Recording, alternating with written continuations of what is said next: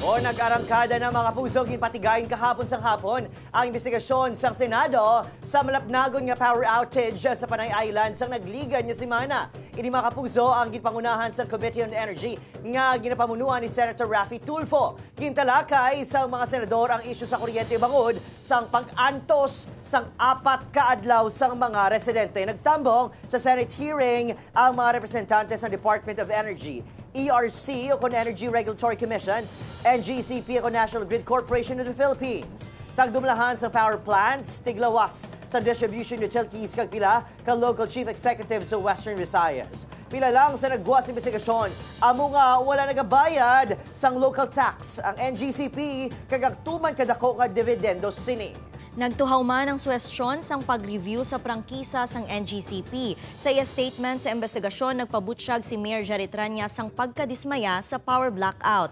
Nagpahayag naman si Iloilo Governor Arthur Defensor Jr. nga dapat mapadasig na ang pagpatapos sa submarine cable nga nagakonekta sa Cebu, Negros, Panay Grid. Samtang patigayuno naman ang separado nga investigasyon sa power outage sang Kamara subong nga adlaw. Sa Iloilo City, nagpasarman sang resolusyon ng Iloilo City Council sa pagsuporta sa hingyo nga pag-amend kapag repeal sa prangkisa sang NGCP.